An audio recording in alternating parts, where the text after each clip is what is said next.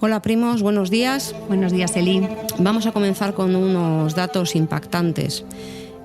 Blanca, nos vas a hablar luego de las estadísticas del Centro Nacional de Desaparecidos, pero para comenzar podemos decir que desde 2010, fecha en la que se comienza a recoger las denuncias sobre personas desaparecidas, a final de 2022, el sumatorio de denuncias activas de personas desaparecidas son 6.192.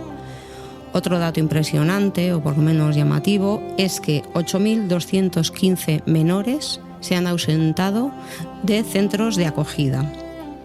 Y por otro lado, existen 3.517 cadáveres sin identificar.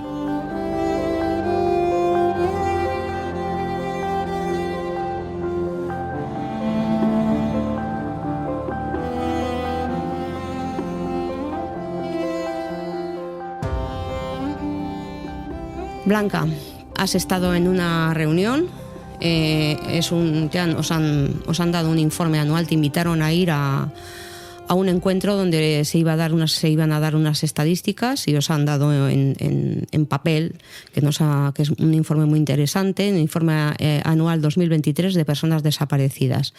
Cuéntanos un poco estos datos y, bueno, tus sensaciones, con quién estuviste hablando, qué pasa con todas estas personas que desaparecen, que, vamos, te pones a leer las cifras y resulta impresionante. Uh-huh. Bueno, el Centro Nacional de Desaparecidos ya lleva 5 años, o sea, ya, haciendo ya estadísticas de las desapariciones que se dan anualmente. Todos los años las presentan el día 9 de marzo, porque es el Día de los Desaparecidos, y este año, pues no tengo ni idea por qué motivo, se han presentado más tarde y se han presentado pues hace unas semanas.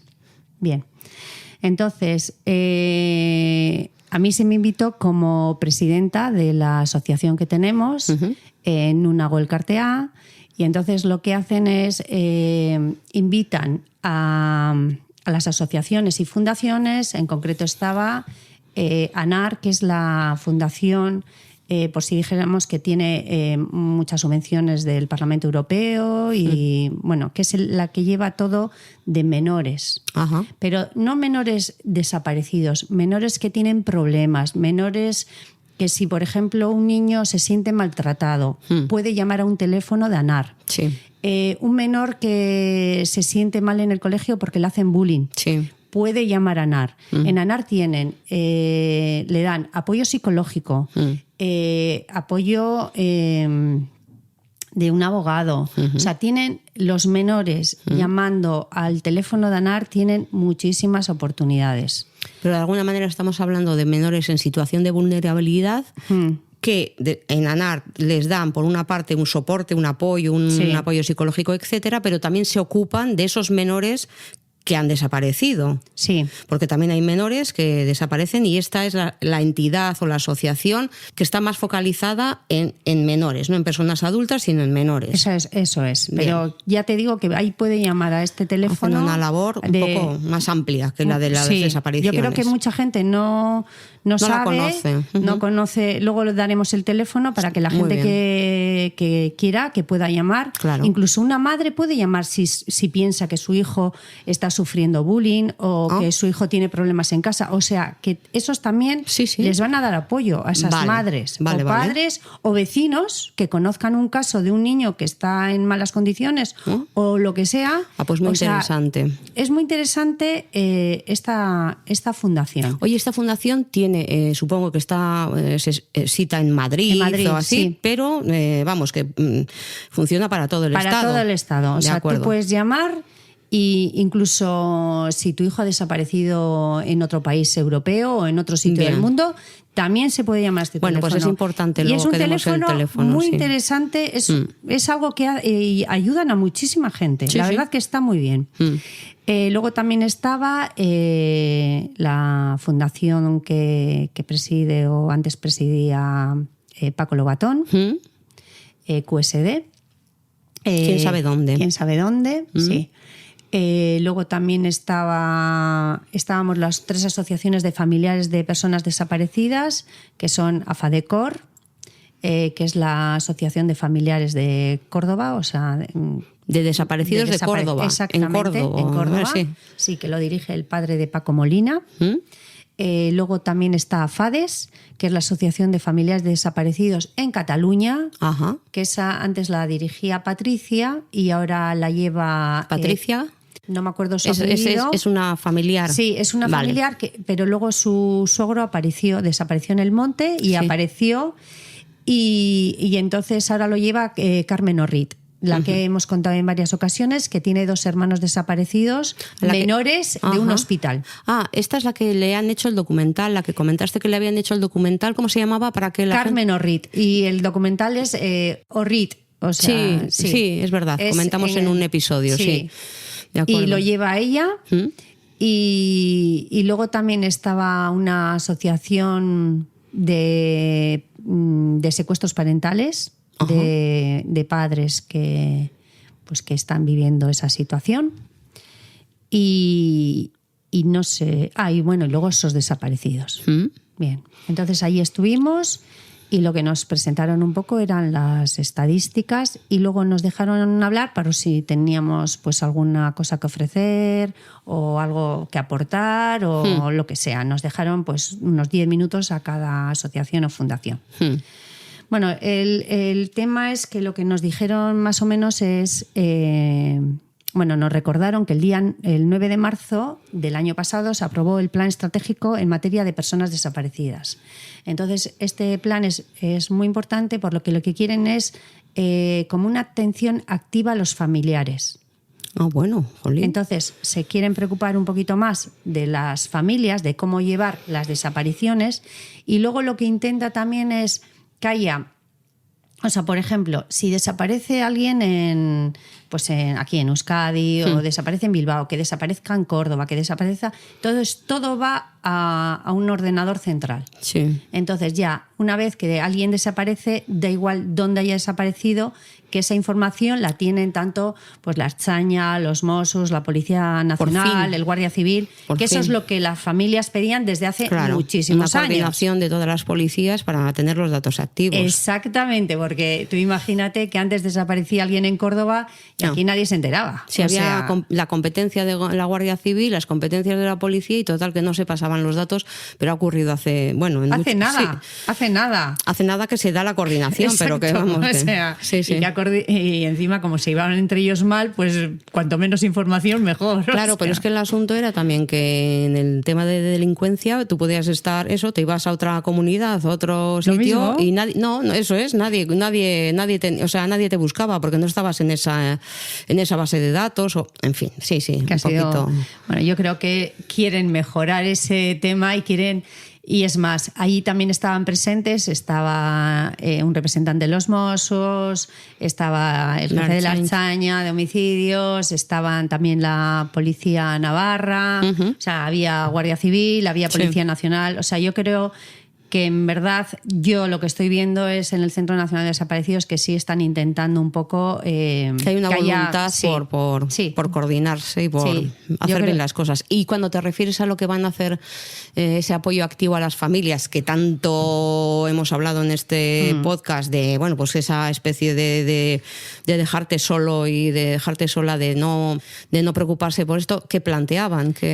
Pues se conoce que han tomado alguna medida, o sea, y como todavía no está aprobada, porque ya sabes que todo esto lo tienen que aprobar estos de ministros y todo este tema, entonces no nos dijeron con exactitud, pero lo que sí nos dijeron era que van a tener una atención especial a las familias de larga duración. A las que llevan muchísimos años, porque aquí estamos hablando en esas estadísticas que hemos comentado, estamos hablando que hay gente desaparecida en 2010 y tras 12 años, en 2022, su denuncia sigue activa. Han pasado 12 años desde la desaparición de una persona, por ejemplo. Y tú ten en cuenta que antes las denuncias se hacían a mano. Entonces, están intentando meter todas esas denuncias que estaban a mano, las están intentando informatizar. Pero hay algunas denuncias que no existen. Yo me acuerdo que una vez, en un 9 de marzo, pues un caso como la del niño pintor, que en teoría toda España conoce, cómo había desaparecido ese niño y tal, contó el hermano que que murió su padre o tenían algún tema Sí. de herencias o no sé qué, Sí. entonces tenía que presentar la denuncia que había interpuesto sus padres y resultó que no la encontraban. O sea, te quiero decir Ya. que ahí hay un poco lío. Entonces, lo que se ha intentado es que las familias que tengan personas desaparecidas antes del 2010 que pongan una segunda denuncia. Claro. Para que Entonces, figure. Para que figure En la base de datos. En la base de datos que se llama Sistema de Personas Desaparecidas y Restos Humanos, PDIRH. Entonces, lo que intentan es que aparezca. ¿Y qué otra cosa quieren que aparezca ahí? Todos los ADNs de 2 familiares de esa persona desaparecida. Claro. Entonces, para que así, cuando encuentren un resto o encuentren cualquier información, puedan decir, contrastar. pues bueno, puedan contrastar inmediatamente. Entonces, lo que se ha pedido es que todas las familias que han puesto una denuncia hace muchos años vuelvan a interponer la denuncia Sí. para que se les tomen las pruebas de ADN. Vale. Bueno, Entonces, las iniciativas parecen buenas. son interesantes, Sí. sin duda. A ver si... Y luego ya hablaremos en un capítulo a ver qué hacen con esas familias de larga duración que llevan tantísimos años, Claro. que en muchas de ellas ya está prescrito judicialmente su caso, Sí. porque han pasado más de 20 años, Sí. pero que no está solucionado el tema. Y Ya. entonces, ¿qué dice la policía al respecto? Pues que ellos siguen investigando hasta que aparezcan. Pero yo realmente, pues no sé. No sé. No que te lo crees. Bueno, pues realmente como que no sé si creo que hay muchas desapariciones que tienen menos tiempo y que creo que nadie las investiga, como para creerme que igual investigan de hace tanto tiempo. Pues no. Y entonces lo que nos dijeron es que había 4 líneas de acción con este plan estratégico y lo que querían era prevención y sensibilización. Están haciendo campañas del CNDES para prevenir las desapariciones, sobre todo en mayores con problemas cognitivos. Sí. La verdad que están haciendo campañas para, yo qué sé... Pero ¿cómo se previene, por ejemplo, eso? ¿Que la familia esté más pendiente de una persona No. que... o cómo sería? No, en teoría el médico que lleva a esa persona le tiene que dar una serie de medidas, por ejemplo, pautas, sí. Un reloj para que esté localizado, un sistema de localización. O sea, junto con su médico deberían darles a las familias opciones. Bien, vale. O sea, lo que se intenta es... Claro.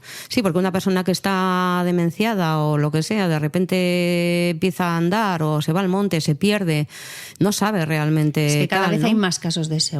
Claro, porque cada vez hay más gente mayor que vive más, pero igual en situaciones de deterioro cognitivo importante. Es decir, igual se vive más, pero igual no se vive mejor. No, se vive peor.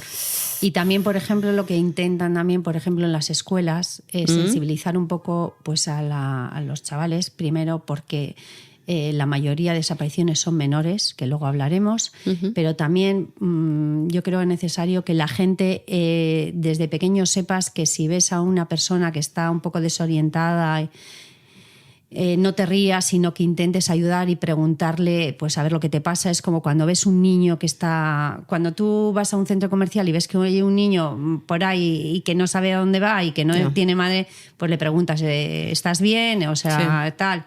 Pues lo mismo hacer con la gente mayor, que si te encuentras con una persona así mayor y ves que está pues un poco desorientada, intentar ayudarle. Y eso sería uno de los temas de sensibilización a la gente. Luego, por otra parte, están dando formación a todos los cuerpos de seguridad de toda España.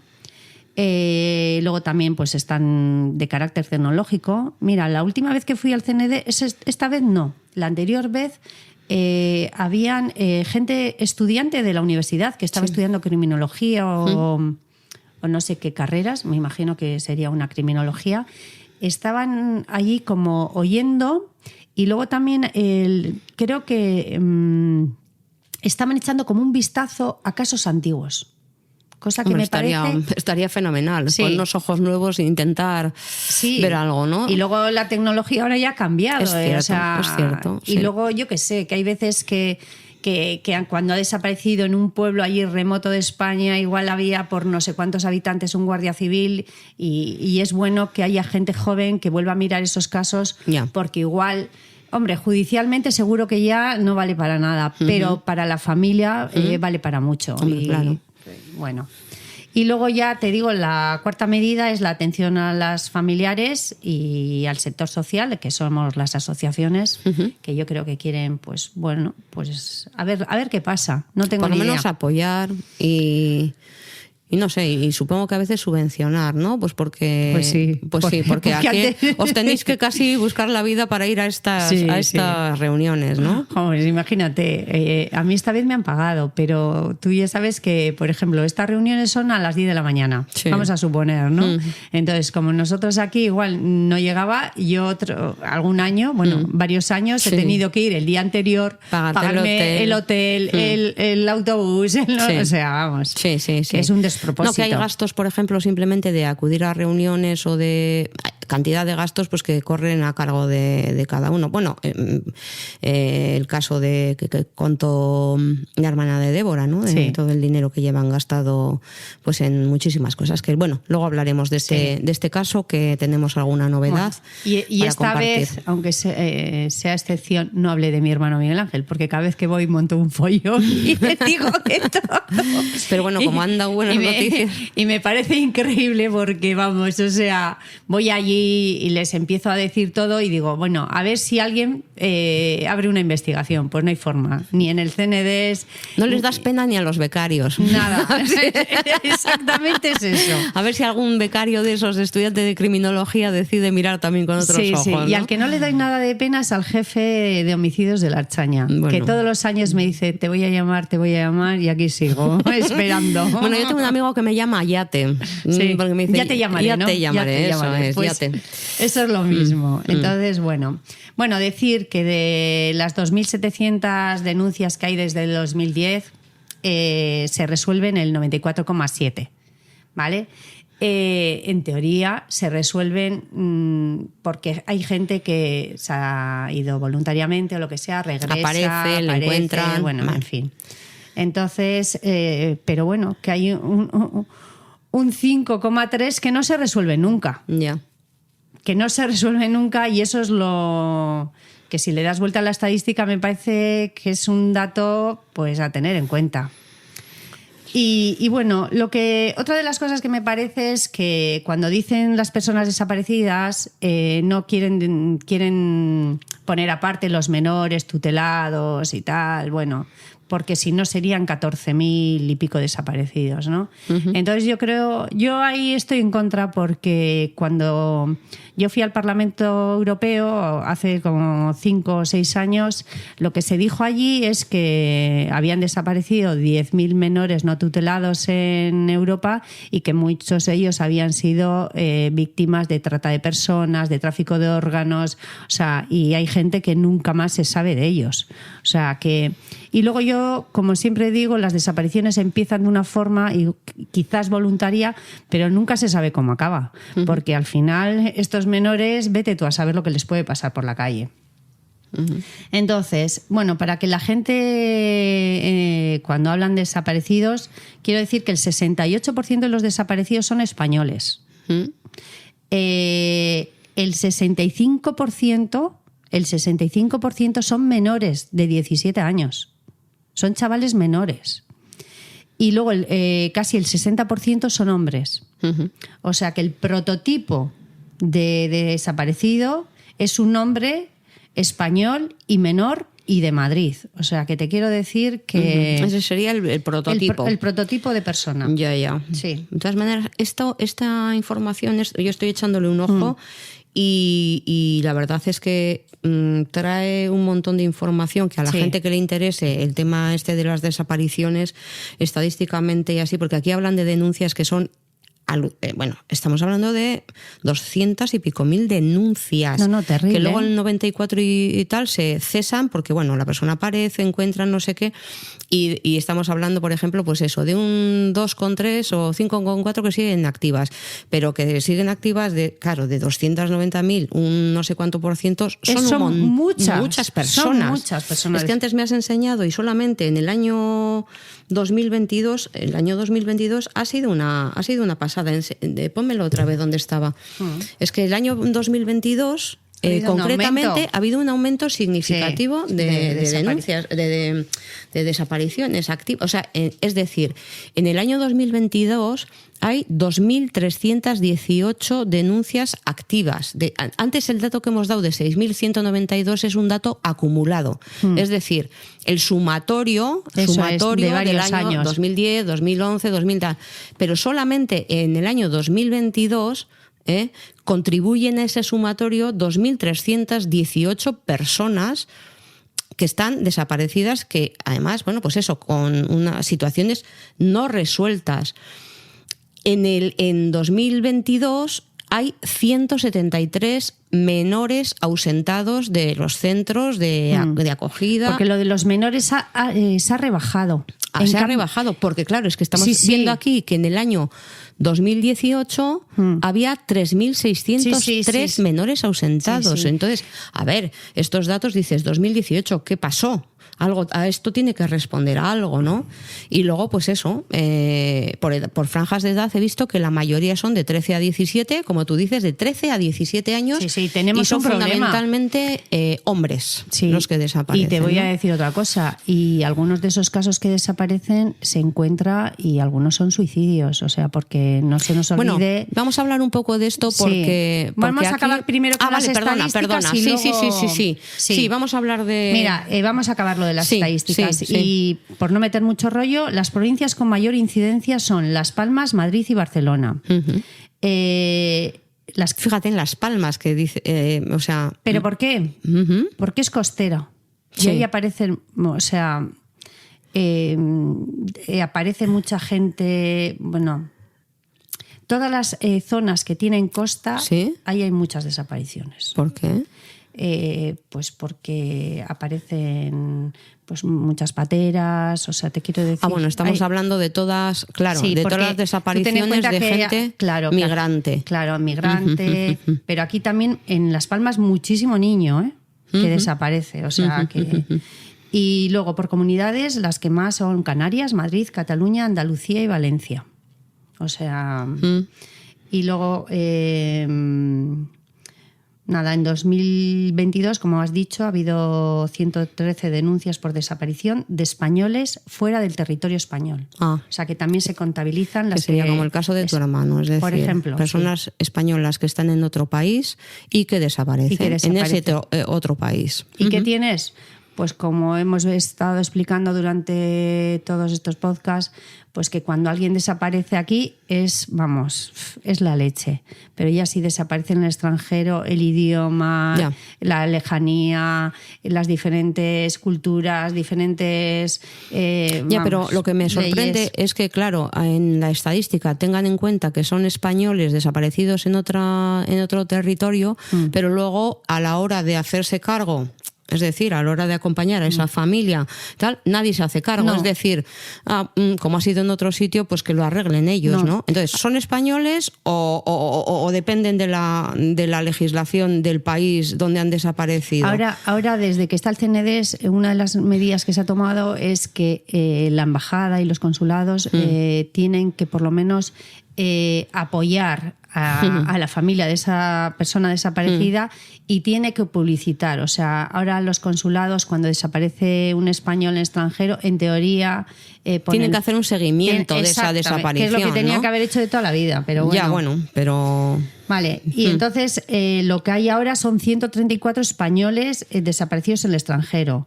Y para que la gente no piense que los países donde desaparecen son en África y tal, no. Donde mayor hay es en Francia, en Países Bajos, hay mucho, en Reino Unido, en Canadá, en Estados Unidos. Sí, que no son precisamente países... No es África, ni es... No, que es... países que en teoría... Europeos y países con un... Vamos. Sí. Y bueno, y luego lo que me gustaría incidir es en los cadáveres sin identificar, que son hay 3.517. Me ha sorprendido muchísimo lo que me has dicho de la Ley de Protección de Datos. Comenta eso, por favor. Sí. Bueno, claro, ¿cuántas de estas personas sin identificar son los desaparecidos de esa estadística, Claro, evidentemente. evidentemente, pues igual nos ponemos a cero. Eso es.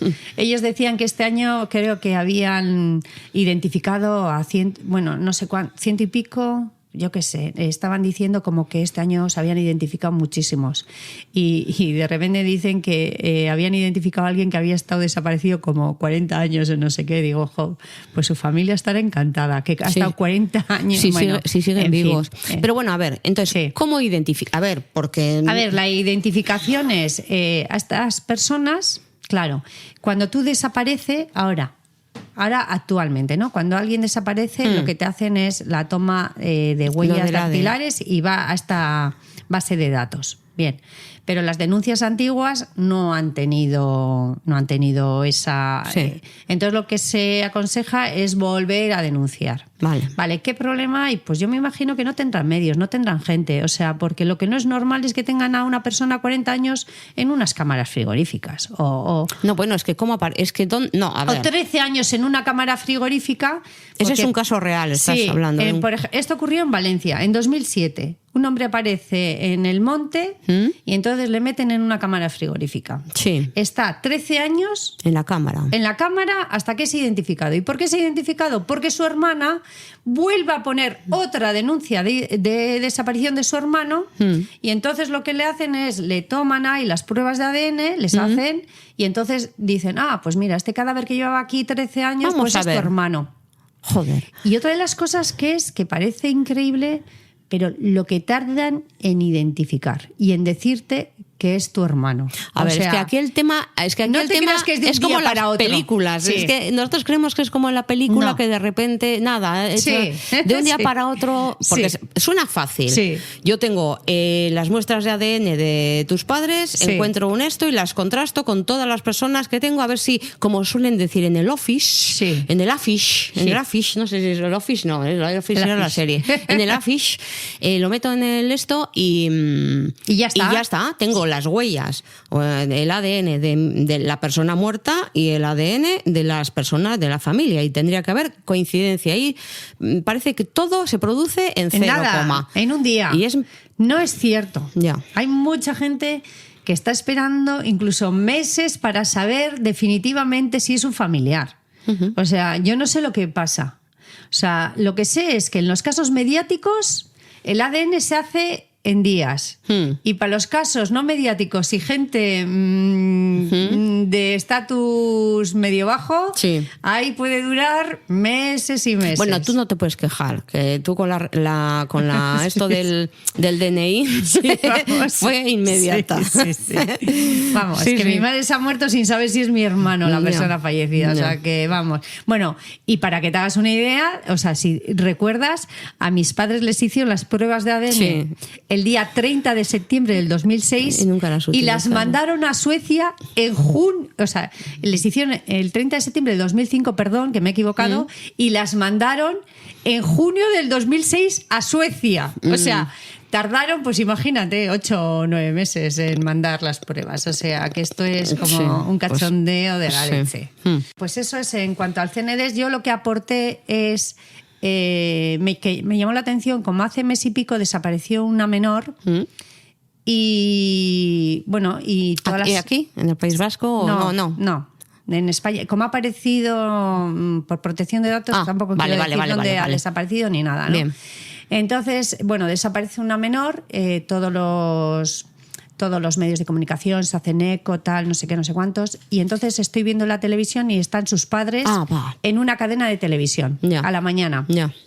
Entonces están sus padres y de repente uno de los periodistas, el periodista estrella de la cadena y el programa profesional, no, ¿cómo se dice profesional? No, el que sabe el experto que no me salía. En desapariciones. El experto en desapariciones, no en atención a la familia, coge, va y les dice a los padres, bueno, que sepáis que unas cámaras han descubierto que tu hija iba acompañada de un señor de mucho más edad que ella y tal. Los padres no daban crédito. Pero en ese momento, o sea, esa persona aparece y les dice, nos acaban de confirmar que hay unas imágenes de tu hija acompañadas por un señor que tenía más edad. Sí, ¿vosotros sabéis quién es? Le preguntan a los padres. Y la familia allí flipando. Los padres alucinando porque ellos no tenían esa información, nadie les había llamado. ¿Y les ponen las imágenes en directo? No, no pusieron las imágenes. Entonces, ¿cómo van a pero saber? entonces yo lo que denuncié es lo siguiente. O sea, es que a mí la Policía Nacional de Bilbao no me ha dado un santo documento de mi hermano. Por protección de datos y porque necesitaba un juez que lo pidiese, patatín, patatero. Y resulta que este periodista, ¿cómo se enteró? Porque algún policía le ha tenido que dar esa información. Y los periodistas, cuando hay un caso mediático, saben de todo. O sea, es más, saben absolutamente todo. Y lo que también quise exponer es que, por ejemplo, a diferencia de casos donde, por ejemplo, el de Diana Quer, bueno, esa actuación jamás habrían tenido con ese padre. Primero, porque su padre estaba informado previamente de todo, tanto por la policía como por el juez o por la jueza. Y segundo, porque los periodistas le hacen como... tienen como la ola. Exactamente es así. Entonces lo que dije es que cuando eres de clase, que depende de qué clase social y qué estatus social tengas, la actuación, o sea, todo el trato, tanto policial como periodístico, como todo, cambia. Es diferente. Exactamente. De todas maneras, lo que hay que denunciar en este caso es un tema ético, pero de, no sé, un tema de ética. ¿Y de dónde ha salido la filtración? Brutal. No, pero bueno, que ya la cadena, y el tipo ese coja y delante de la familia, porque resulta sensacionalista en ese momento dar esa información que además seguramente la sabría antes de yo que sé y tal, pero lo guardan para que la gente se quede pegada a la televisión. Quiero decir que le importará probablemente muy poco esa niña, ese señor, la familia y todo. Simplemente es llevarse un tanto de sensacionalismo en la cadena, ¿no? Para que tú te hagas una... bueno, hace años estaba yo en casa y de repente me llaman que en la radio están hablando de mí. Bueno, del caso de mi hermano.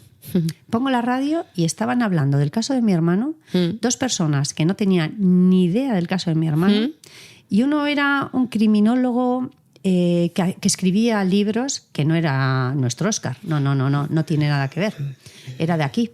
Bien, entonces era de Vitoria, creo, él, bien. Pues empieza a decir un montón de cosas del caso de mi hermano. O sea, lo que él pensaba que había ocurrido con mi hermano, o sea, que la familia no aceptábamos el suicidio y que todo el problema venía. Y dije yo, pero este gilipollas, ¿qué sabrá? O sea, pero les han pagado por ir a una radio a hablar de un tema que no tienen ni idea, y luego tengo que escuchar que si lo dice un experto es como más importante que si lo dice un familiar, una hermana, ¿no? Claro. Pues de eso nada. O sea, vamos, a mí esta gente que habla sin saber, porque cuando alguien conoce el caso y habla con propiedad, a mí encantada de la vida. Yo, el otro día, Óscar, a mí me ha ayudado un mogollón. Pero el tema es que hay gente que habla sin tener... Pero vamos, ni zorra idea. Bueno, son temas de morbo y eso, porque también una cosa, cuando fue lo de Diana Quer al principio, pues es verdad que como hubo mucha gente también mediática que por lo visto le pidieron que diera a conocer el caso y todo eso, pero luego yo recuerdo que empezaron a sacar una serie de trapos sucios de si la relación de la madre con la hija, de la hija con el no sé qué, del padre con la madre y todo eso, que no tenían nada que ver con la historia de la desaparición, y que al final destrozaron, o pusieron la vida y los entresijos de la intimidad de la familia en los medios, y no tuvo en ningún momento jamás nada que ver eso con lo que había sucedido. No. O sea que... Bueno, pues todos los años, como te he dicho, el día 9 de marzo salen las estadísticas, ¿no? Y entonces, más o menos las estadísticas vienen en todos los periódicos, tal. Bueno, estas estadísticas se pueden ver en internet, ¿eh? En el CNDES están colgadas. Vale, pues que hay lo un vea PDF la gente. Centro Nacional de Desaparecidos. Eso es, Centro Nacional de Desaparecidos, y ahí tienes año por año todas las estadísticas. Sí. Todo lo que tenemos, todo lo que nos han dado a nosotros en papel, lo tienen en PDF. Muy bien. Y luego también tienen el teléfono de ANAR, tienen el teléfono de todas las asociaciones de desaparecidos, tienen un montón de información, incluso para las familias que tengan familiares mayores con problemas cognitivos, tienen ahí también una app del Ministerio de Interior, donde incluso con el teléfono apagado y cosas, en caso de desaparición les pueden localizar. Sí. Ostras, eso es muy importante. Muy importante, sí. O sea, que toda la gente que entre en la web del Centro Nacional de Desaparecidos, que hay cosas, informaciones interesantes. Para menores y para mayores, principalmente, ¿no? Principalmente. Vale. Pero bueno, luego también creo que a partir de ya se va a dar, cuando pongas una denuncia de desaparición, a dónde puedes acudir, con el número de teléfono de todas las asociaciones. Bueno, o sea, muy creo bien. que lo que van a intentar es mejorar, que la información esté disponible. Por eso. lo menos eso que hablábamos aquella vez de qué hacer cuando una persona desaparece, que lo puedas encontrar accesible en la web y que ahí te orientes un poco para poder situarte y empezar a empezar con todos los trámites y con todos los pasos que hay que dar. Vale. Bueno. Y ahora pasamos a... No, lo que quería decir es que... A ver, sí, espera. Lo que quería decir es que, que suele salir en todas las informaciones, incluso en el telediario suelen salir las estadísticas, porque es, que haya en España tanto desaparecido, que estos no son de la guerra civil, son actuales, entiéndeme. Sí. Entonces, pues es un dato importante para que abra telediarios o para que estén en los telediarios y en prensa. Bien, pues este año, al ser más tarde o haber dado las estadísticas, no sé por qué motivo, no ha salido en ningún medio ni ha salido en nada. Y lo único que vi fue una información, entonces, en un periódico, en varios periódicos, y entonces lo que pone es: Interior destapa ahora el catastrófico incremento de secuestros parentales desde que Irene Montero es ministra. Madre mía. Esos son los titulares. Y yo estamos en campaña. Bueno, no quiero hablar de política, pero lo que sí escribí tenemos un chat de familiares de desaparecidos. Alguien colgó esta información y le dije que me parecía una puñetera vergüenza. Una vergüenza que colgara esa... Bueno, primero que la gente que va allí, que llevan lo del tema de secuestros parentales, creo que se llama NISDE, la asociación, son gente, la verdad, que yo, como bien, se expresan bien, o sea, son gente que a mí me parece fenomenal que vayan allí y defiendan también que les han secuestrado a los hijos o que tal, vale. Entonces, me parece que decir que echar la culpa de los secuestros parentales a Irene Montero ya me parece, me parece una puñetera vergüenza. Cuando allí lo que se dijo es, cuando preguntaron sobre el tema, les dijeron que es difícil catalogarlos como un desaparecido porque en realidad saben dónde está esa persona, o sea, su hijo, su menor, saben dónde está. Y así todo... La verdad que están haciendo un esfuerzo de la leche en el plan de secuestros parentales, que también es un problema, porque cada vez hay más gente, yo los que conozco, pues esto se ha globalizado y hay gente que pues se relaciona matrimonios de diferentes nacionalidades, y entonces ahí puede surgir. Yo la mayoría de gente que conozco son, sí que es cierto, que en la mayoría son mujeres las que se llevan a sus hijos, sí es cierto, porque pues han separado, quieren volver a su país natal. Bueno, pero que también hay gente que secuestra a sus hijos porque también se oyen casos en el que el padre es un maltratador. Exactamente, es un maltratador. La mujer quiere huir con sus hijos. Exactamente. Eso no quita, o sea, por las estadísticas que han puesto ellos, el 70 y tantos %. Pero es que, ¿sabes qué pasa? Que toda la estadística se puede interpretar de muchísimas más formas, sí. Entonces, si queremos dar el mensaje que porque Irene Montero ha hecho esto, pues estás mandando de alguna manera también un mensaje en contra de, bueno, primero en contra del partido al que representa Irene Montero y en contra del feminismo también, porque yo creo que a Irene Montero todas las iniciativas se les están, bueno, pues eso, juzgando y todo eso, pues porque, bueno, pues porque está dando más, está de alguna manera sacando a la luz la lucha feminista. Vale, yo lo que quiero dar es un dato, ¿vale? En 2012 hubo 333 secuestros parentales. En 2013 hubo 328 secuestros parentales. Y el presidente era Mariano Rajoy. No era Irene Montero ni Sánchez. O sea que este año ha habido 428. Dicen que es un escándalo que catastrófico, tal, no sé qué, no sé cuántos. Para cómo han ido los desaparecidos, no creo que sea que han aumentado tanto. ¿Que me parece una pasada que haya secuestros parentales? Pues la verdad que sí. Que entiendo que también quieran decir que hay... Espera, pero ¿hay la estadística de cuántos los protagonizan mujeres y cuántos hombres? No, también se quejan por eso. Se quejan por eso porque no lo dicen. Pero lo que sí quiero dejar claro, es que igual no es tan diferente. Que el pacto de Podemos con Irene Montero fue el 30 de diciembre del 2019.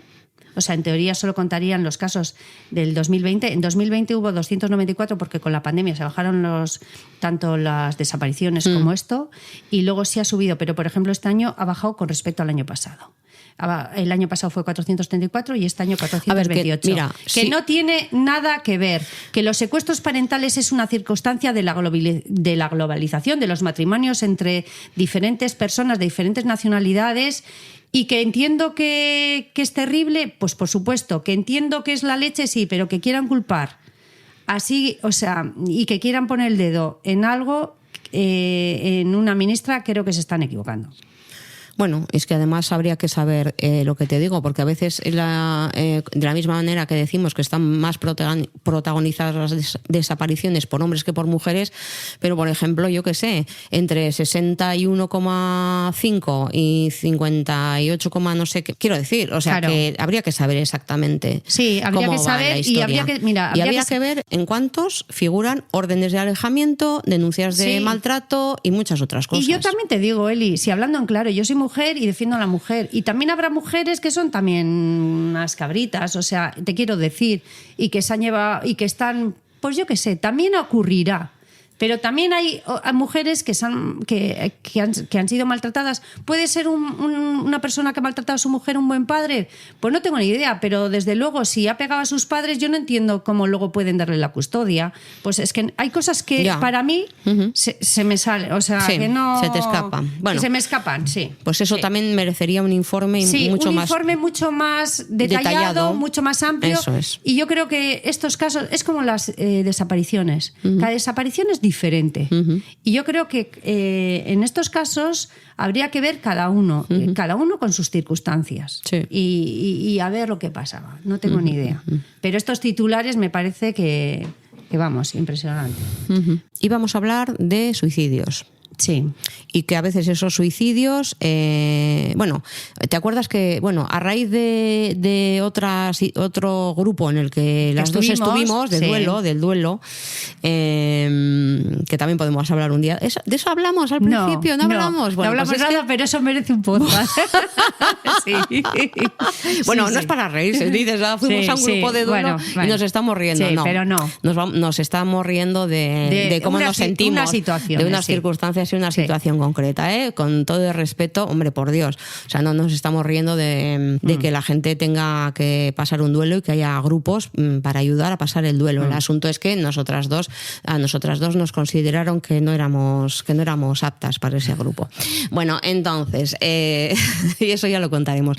Pero bueno, a raíz de estar en esos grupos, nos avisaron de que una persona que trabajaba en Osakidecha iba a dar una charla sobre la prevención de suicidios, que estuvo muy interesante. También estuvo la madre, o sea, aparte de que trabajaba en Osakidecha, ella no sé si era enfermera. No, es que tú fuiste a otra.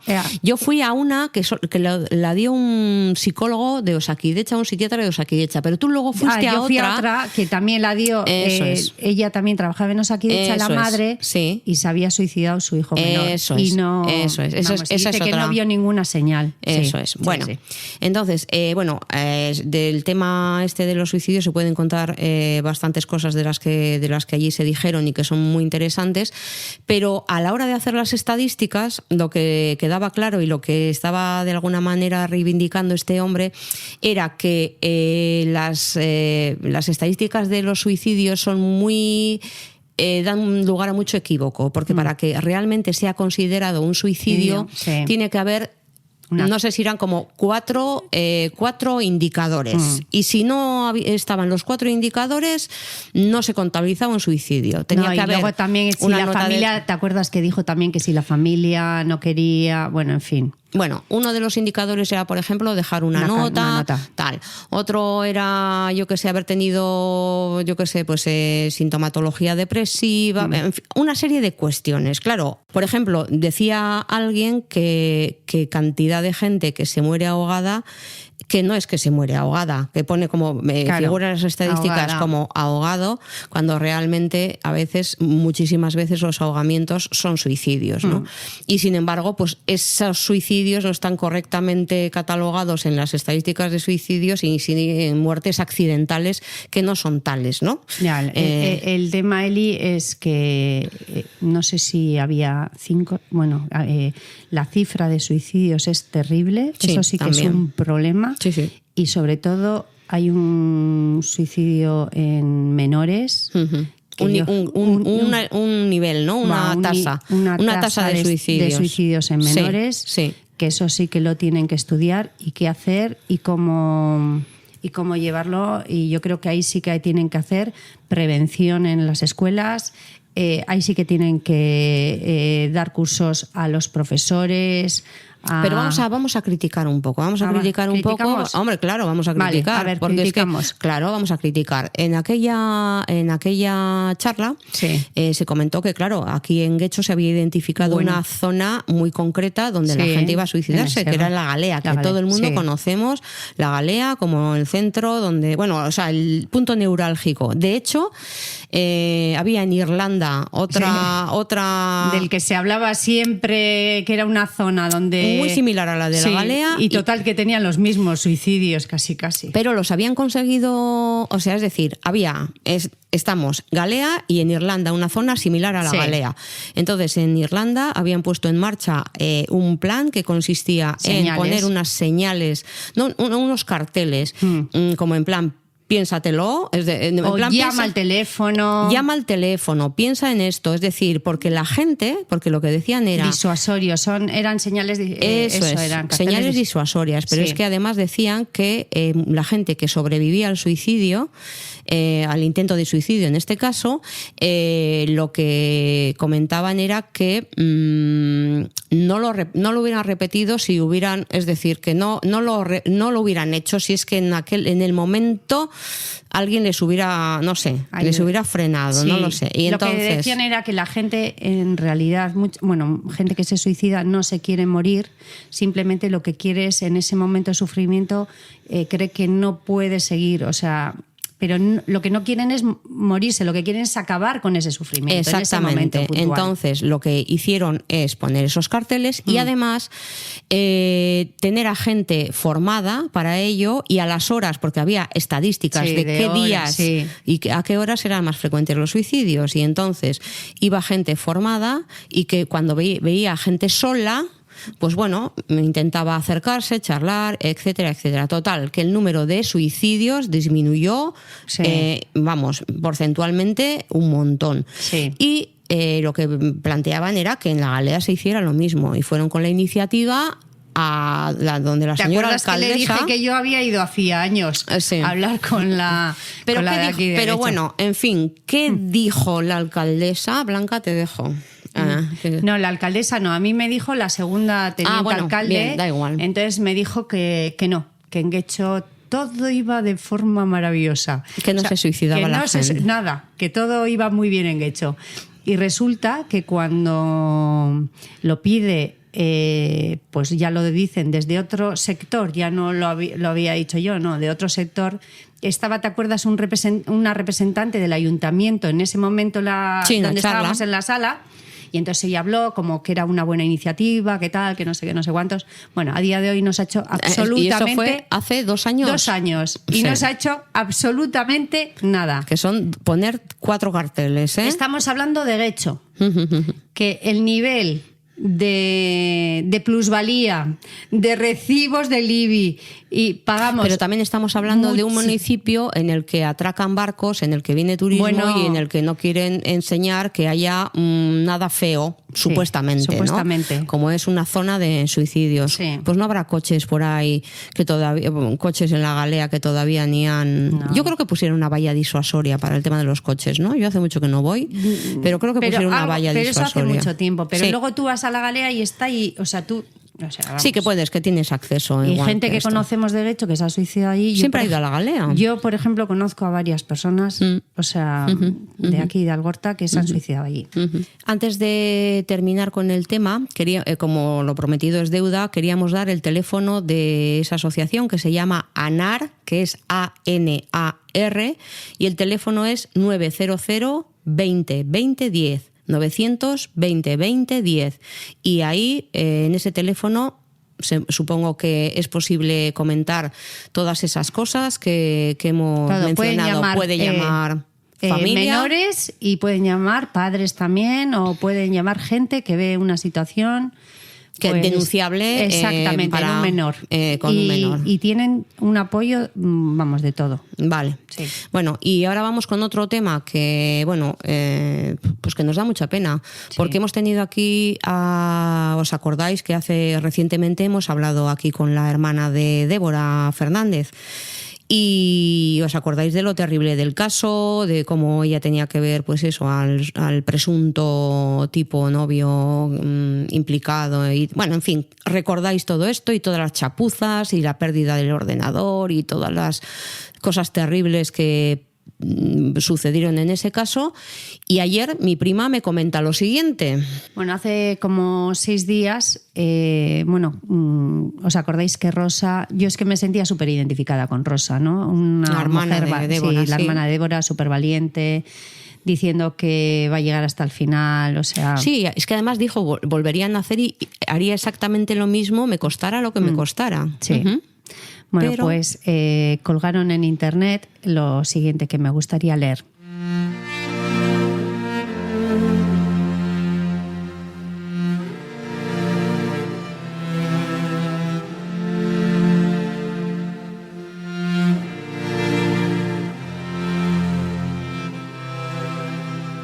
Fin de la vergüenza. En más de 2 décadas nunca hemos sentido la protección de la justicia. Hemos sentido su peso, pero no su protección. No nos sentimos amparados ni cuando Deborita desapareció, ni cuando su cadáver apareció con una puesta en escena macabra.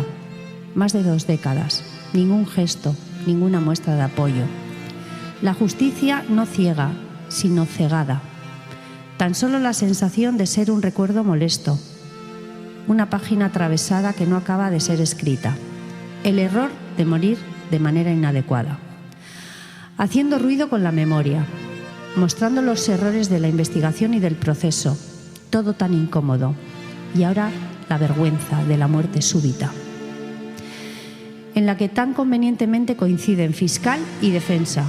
El sinsentido de exigir responsabilidades a Débora por morir, por ser asesinada de manera tan poco elocuente, sofocada, asfixiada, privada de aire hasta matarla.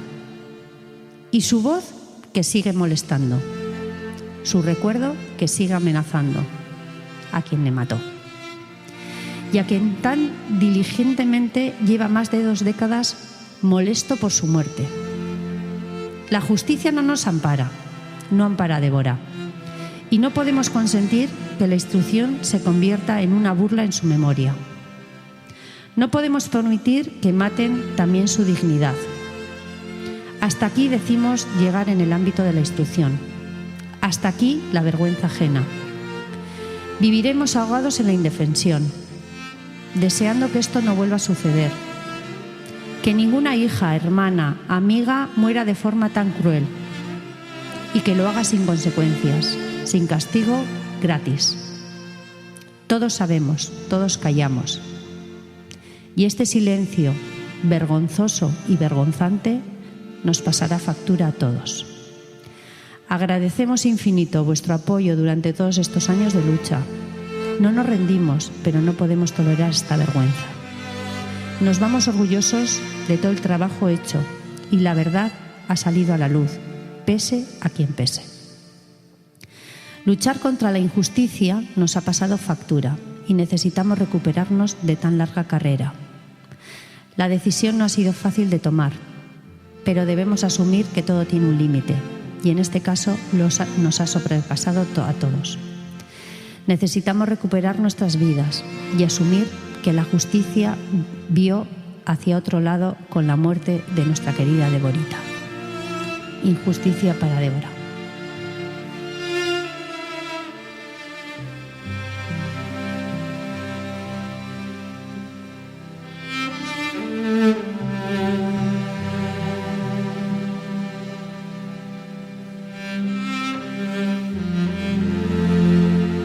Pues la verdad es que me dan ganas de llorar.